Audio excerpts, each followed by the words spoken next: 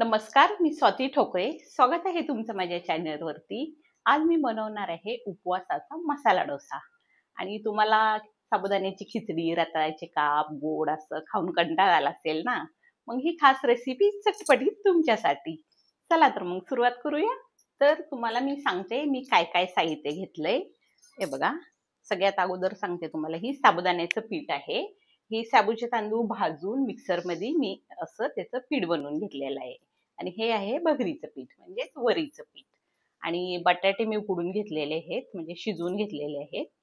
साजूक तूप, आपल्याला चटणी बनवायची आहे ना, तर खोबरं आणि शेंगदाण्याची आमटी बनवायची आहे. म्हणजे शेंगदाण्याचा आज आपण सांबर बनवणार आहोत, म्हणून शेंगदाणे भाजून असे त्याचे थोडे तलपार काढून घेतलेत. दही आणि हिरवी मिरची, बस आपल्याला हे एवढं साहित्य लागणार आहे रेसिपीसाठी. चला तर सगळ्यात अगोदर आता आपण पीठ भिजवून ठेवूया. हे बघा, मी आता हे भगरीचं पीठ आणि साबुदाण्याचं पीठ एकत्रच मिक्स केलंय. आता आपल्याला त्याच्यामध्ये दही टाकायचं आहे. हे बघा, मोठे 2 चम्मच मी दही घातलेलं आहे त्याच्यात. आता आपल्याला थोडं थोडं पाणी घालत हे पीठ भिजवून घ्यायचं आहे. एकदम जास्त पाणी नाही टाकायचं त्याच्यामध्ये, थोडं थोडं. कारण की आपलं दुसरी चटणी, बटाट्याची भाजी, शेंगदाण्याची आमटी बनवतोय ना, तोपर्यंत आपलं हे पीठ छान भिजेल ना. 10 मिनिटात अगोदर पीठ भिजवून घेतलं तरी पण चालेल. काय हे बनवायला आपल्याला 10 मिनिटं लागणारच आहेत. तोपर्यंत कसं ते पीठ आहे ना, काय होतं त्याला, ते रेस्ट होईल आणि म्हणून पण जाईल. हा, कारण की त्याच्यामध्ये आपण साबुदाण्याचं पीठ घातलेलं आहे ना. थोडंसं भिजलं ना, खूप छान डोसे बनतात. पूर्ण चांगलं मिक्स करायचं, बॅटर बनवून घ्यायचंय.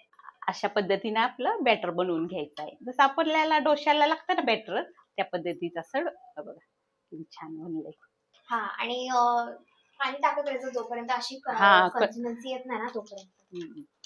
आता आपल्याला काय करायचंय, चवीनुसार मीठ घालायचं आहे, सेंधा नमक टाकायचं, चवीनुसार टाकायचं. म्हणजेच पिंक सॉल्ट. पिंक सॉल्ट बोला किंवा रॉक सॉल्ट बोला. बोला. आता हे आपल्याला झालेलं आहे. ह्याला आता आपण साईडला ठेवायचं रेस्ट करायला. तोपर्यंत आपली भाजी आणि चटणी, सांबर ते बनवून घेऊया. चला आता आपलं पीठ भिजतंय ना, तोपर्यंत आपण आता हे वाटून घेऊया. आता आपल्याला खोबऱ्याची चटणी अगोदर बनवायची. खोबरं जरा मी वाटून घेते. बघा, आता हिरवी मिरची आपण त्याच्यात टाकूया. याचे देठ काढून घेऊया. आणि जेवढं तुम्हाला तिखट पाहिजे असेल ना, तेवढं तुम्ही तिखट बनवा. आणि तुम्ही उपवासाला कोथिंबीर खात नसाल ना, तर नका टाकू.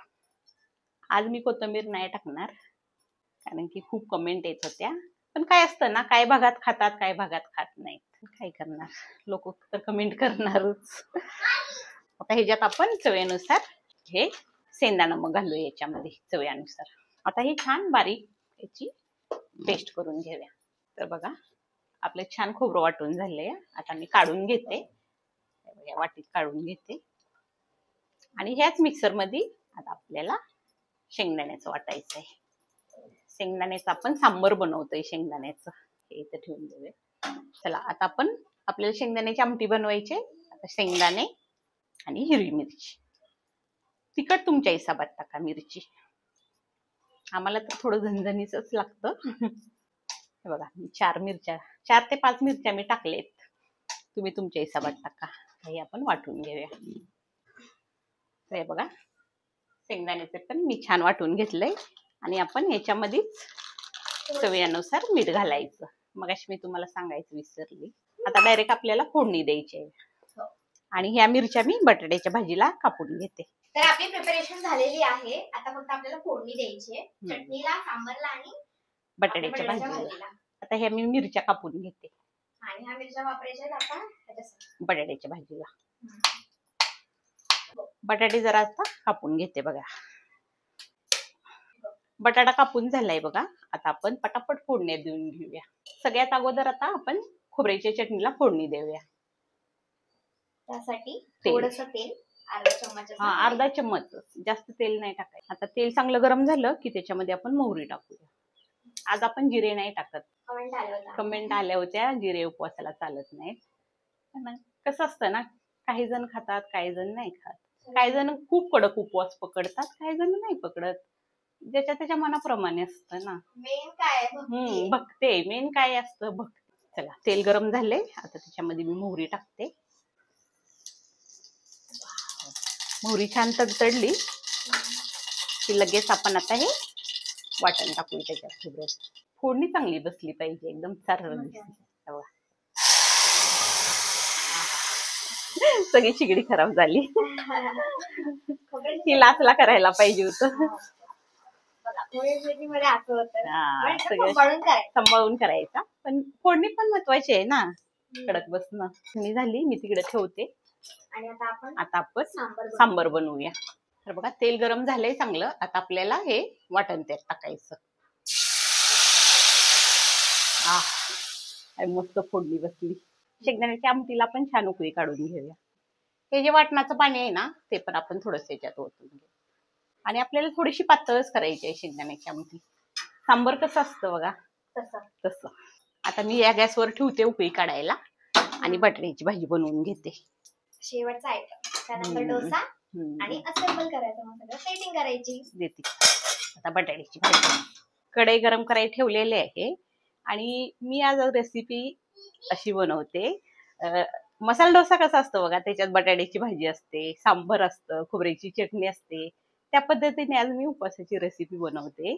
आणि नक्कीच हा व्हिडिओ जास्तीत जास्त शेअर करा. तुम्ही लाईक करत नाही, आणि लाईक पण करा, कमेंट करा आणि जास्तीत जास्त शेअर करा.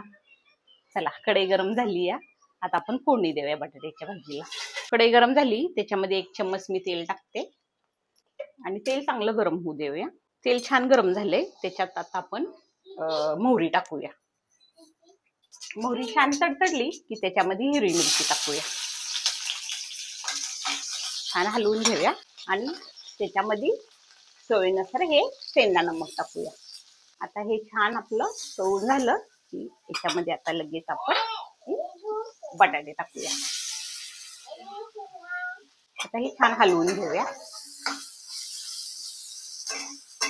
तुमच्यावर आहे, तुम्हाला जर शेंगदाण्याचा कूट आवडत असेल तर टाका आणि आवडत नसेल तर नका. ते बघा, आता मी त्याच्यामध्ये शेंगदाण्याचा कूट टाकते.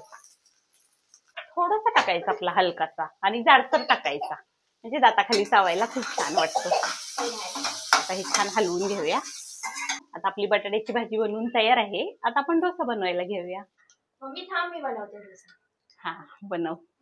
पहिलं काय टाकायचं? पहिलं आता तूप टाक. आज आपण साजूक तुपात डोसा बनवणार आहे, एकदम हेल्दी.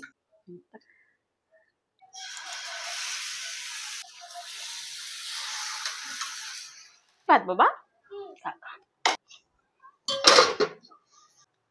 आता आपलं सगळं बनवून झालेलं आहे. आपण ताट वाढूया.